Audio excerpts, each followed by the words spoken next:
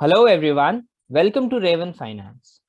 Today we are going to talk about working capital management. Working capital management और net value of the company में फर्क होता है। अभी कोई बोलेगा कि मेरी कंपनी 100 करोड़ की है, मेरा फैक्ट्री ही 60 करोड़ का है, तो ठीक है ना, 100 करोड़ की फैक्ट्री होगी, लेकिन उसका मतलब ये नहीं कि उसका वर्किंग कैपिटल उतना है। वर्किंग कैपिटल क्या है कि सोच लो कि अगले महीने मुझे एक 5 करोड़ का ऑर्डर मिला है और मुझे उसकी डिलीवरी अगले महीने तक करनी है, वो 5 करोड़ के ऑर्डर की। और वो 5 करोड़ के ऑर्डर के लिए मुझे कम से कम 3 करोड़ का raw material and other expenses खर्चा करना पड़ेगा। मतलब रॉ मटेरियल कॉस्ट मेरा 3 करोड़ है, उसके ऊपर से मेरा ओवरहेड कॉस्ट आएगा, जो मेरी एम्प्लॉयज की सैलरी हो गई, बाकी सब प्रोक्योरमेंट का वगैरह वगैरह। तो इसका मतलब 4 करोड़ रुपया मुझे आज के डेट में खर्चा करना है, तब जाके मैं 5 करोड़ का जो ऑर्डर है जो मुझे अगले महीने सबमिट करना है वो मैं कर पाऊंगा। अब 4 करोड़ तो ये मुझे अभी जरूरत है इसकी, एंड मैंने पिछले महीने 2 करोड़ का गुड्स बेचे थे। तो पिछले महीने का जो गुड्स बेचा था ना, वो बेच के मैंने 2 करोड़ रुपीस मेरे को आए हैं आज के डेट में। तो मुझे रिक्वायरमेंट 4 करोड़ की है for the future order, and मेरे को पिछले सेल से भी 2 करोड़ आए हैं। तो 4 माइनस 2 इज 2 करोड़। और ये जो 2 करोड़ है ना, ये मुझे अरेंज करने हैं कैसे। तो ये है वर्किंग कैपिटल मैनेजमेंट। मतलब मुझे वो काम शुरू रखना है। If I want that my work should go on for the completion of the order, then I have to arrange this 2 crore rupees from somewhere, and this management of this 2 crores is called working capital management. तो आगे हम लोग ये एक सम देखेंगे। ये सम मैंने बहुत अच्छे से ढूंढा है, क्योंकि इस सम में वर्किंग कैपिटल मैनेजमेंट के सारे एस्पेक्ट्स कवर हुए हैं। अगर आपको थियोरी, अगर आप एमबीए स्टूडेंट हो तो ये क्वेश्चन आपके फाइनल एग्जाम में आने के बहुत ही ज्यादा चांसेस है। और अगर आपके एमसीक्यू क्वेश्चंस भी है तो इसमें सारे एस्पेक्ट्स कवर्ड है। तो आपको अगर एमसीक्यू क्वेश्चन भी आया तो इस वीडियो के माध्यम से आप समझ जाओगे कि कौन से कंपोनेंट में कैसे क्या फैक्टर्स लगेंगे। तो स्टार्ट करते हैं इस केस के साथ या फिर इस सम के साथ। From the following information of Orange Neurotical Private Limited, estimate the working capital needed to finance a level of activity of 50,000 units of production after adding a 20% safety contingency.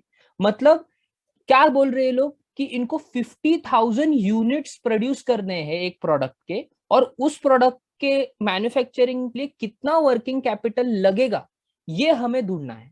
फिर इन्होंने रॉ मटेरियल की cost दी है 60 rupees per unit, direct labour की cost दी है 20 rupees per unit, overhead दिया है 50 rupees.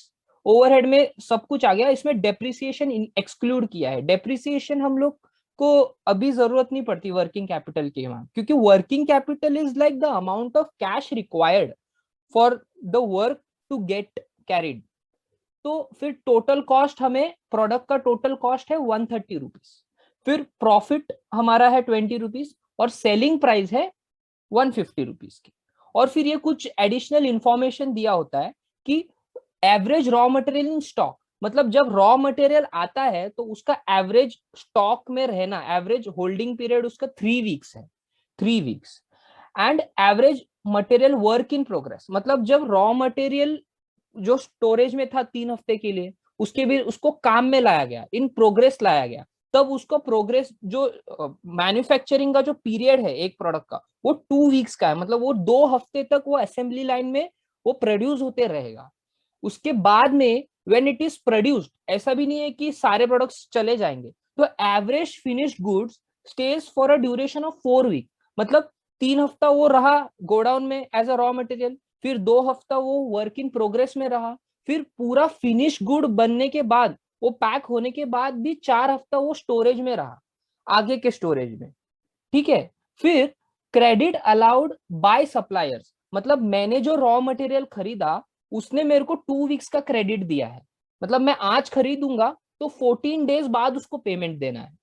और credit allowed to customer, जिसने मेरे से खरीदा उसको मैं 8 वीक्स का टाइम दे रहा हूं। लाइक तू आज लेके जा प्रोडक्ट, लेकिन मेरे को पैसा 8 वीक्स के बाद दे। Time lag in payment of wages is 2 weeks, time lag in payment of overhead expenses is 4 weeks. Overhead expenses मतलब ये लोग जो ओवरहेड एक्सपेंसेस जो बाकी के सारे पेमेंट्स होते हैं वो लोग ऑन एन एवरेज 4 वीक्स तक डिले करते हैं। और वेजेस भी वर्कर्स को, मतलब अगर महीना एक फर्स्ट डेट पे चालू हो रहा है, फर्स्ट डेट पे मंथ चालू हो रहा है, तो सैलरी अराउंड 14 में होगी, मतलब 2 वीक्स तक उनको वेजेस भी डिले किया जाता है वर्कर्स का। फिर 75% of the sales are on cash basis.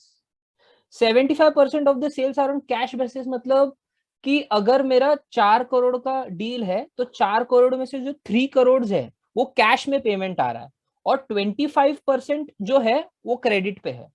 तो cash balance is expected to be 2 lakh rupees, मतलब 2 लाख रुपीज इनके हाथ में है। ये इनका मिनिमम कैश बैलेंस ये लोग का एक्सपेक्टेड है कि इतना हमको रखना है बैंक अकाउंट में, या फिर हैंडी कैश इन हैंड मतलब। फिर you may assume that production is carried on evenly through out the year and wages and overhead expenses accrued similarly.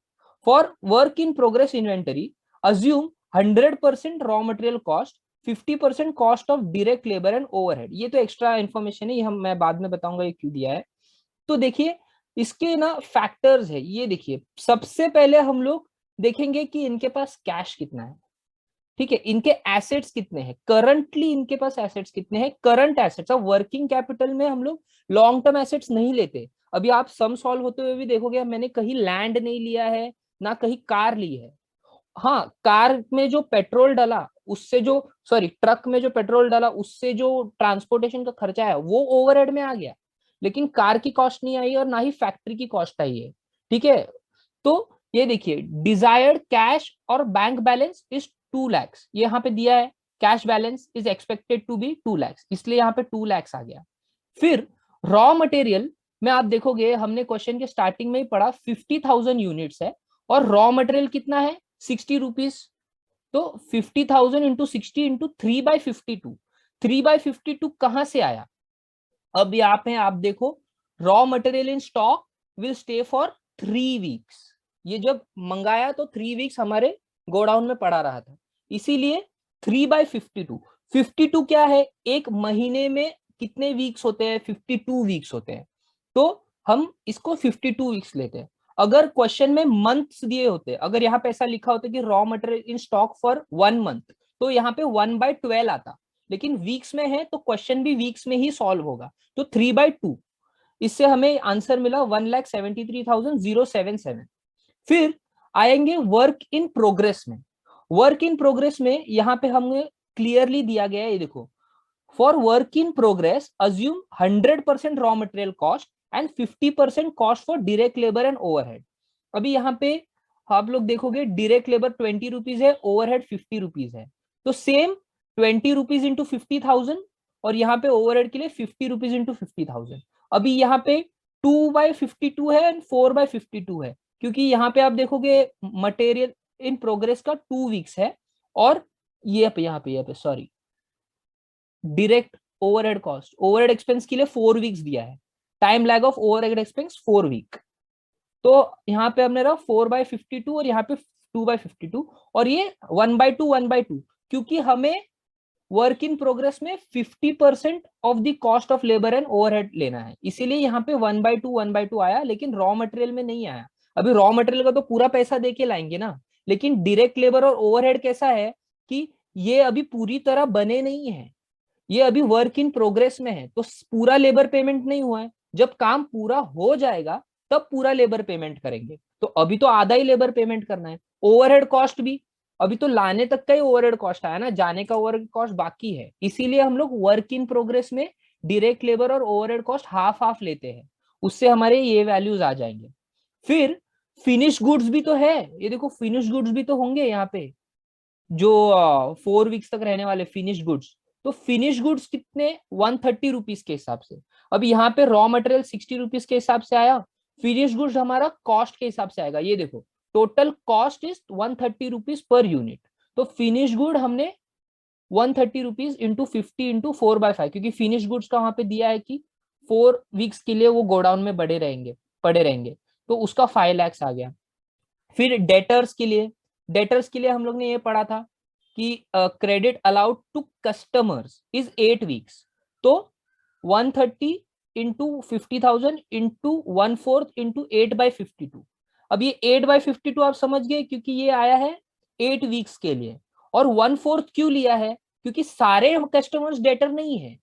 यहाँ पे देखो 75% of the sales is happening on cash basis, मतलब सिर्फ 25% लोग credit पे ले रहे हैं, और 25 का मतलब है 1/4, जिससे वैल्यू आ जाती है 1353847। अब ये हो गया हमारा टोटल करंट एसेट्स, ये मैन्युफैक्चरिंग प्लांट का। अब हम लोग करंट लायबिलिटी देखेंगे कि हमने क्रेडिटर से लिया है, क्रेडिटर से हमने मटेरियल 60 रुपीज पे लिया और हमको 2 वीक्स का टाइम मिला है पे करने के लिए। फिर डायरेक्ट लेबर हमको पे करना बाकी है, फिर वो आएगा। फिर overhead charges 50 rupees into 50,000 into 4/54, इससे हमको मिलता है करंट लायबिलिटी। तो जब हम लोग को पता है कि ये हमारे करंट एसेट है, ये करंट लायबिलिटी, इनको माइनस करेंगे। ये देखो मैंने फॉर्मूला आपको दिया है, ये देखो जब हम 1 + 2 + 3 + 4 करते तो हमको ये वैल्यू आती है, और 6 + 7 + 8, 6 + 7 + 8 ये वाला वैल्यू, हाँ ये वाला, ये कॉलम नंबर है मैंने डाले हैं। और फिर हमको जब नेट वर्किंग कैपिटल निकालना है तो ओके ओके, ये रॉन्ग हो गया है, ये यहाँ पे 5 - 9 आएगा यहाँ पे। Sorry guys, this is 5 - 9 which is यहाँ पे 1,35,000, नहीं sorry 13 lakh, sorry my bad 13,53,847 minus 3,46,155, तो ये हमको मिला 10,07,629। ये हमारा नेट वर्किंग कैपिटल हो गया दोस्तों। अब यहाँ पे आप क्वेश्चन में देखोगे, यहाँ पे दिया था एड 20% सेफ्टी कंटेंजेंसी। ये तो हमारी वर्किंग कैपिटल हो गई 10 लाख की, लेकिन 20% का देखना पड़ेगा ना, कहीं कुछ ऑर्डर ज्यादा आ गया या फिर कुछ एक्स्ट्रा पैसा देना पड़ गया, या फिर कुछ कोई सिचुएशन ऐसा हो जाए कि कम पैसा भी लग सकता है, लेकिन ज्यादा हम लोग पकड़ते हैं 20% का। 10% भी पकड़ते हैं, लेकिन अभी क्वेश्चन में 20% दिया है तो हम लोग कंटीजेंसी 20% पकड़ेंगे। और इस हिसाब से हमारा 2,01,538 रुपीज आता है। तो ये जो है 12,09,167 रुपीज जो है दोस्तों, ये amount is our working capital requirement. ये जो हमारा क्वेश्चन है, you are required to estimate working capital requirement, मतलब ये सारे सिचुएशंस को एनालाइज करने के बाद अगर मुझे 50,000 यूनिट्स का प्रोडक्शन करना है और इसकी डिलीवरी देनी है, तो मुझे 12,09,167 रुपीज का वर्किंग कैपिटल रिक्वायरमेंट है। अगर ये पैसा होगा तो काम अच्छे से चलेगा। एक्चुअल में देखा जाए तो नेट इज 10 लाख, बट हमारे लिए ये है हमारा फाइनल आंसर। हम लोग को कंटीजेंसी कंसिडर करना ही पड़ेगा। तो ये था एक क्वेश्चन वर्किंग कैपिटल मैनेजमेंट पे। I hope this video helps you all. Please like and subscribe. Thank you for watching.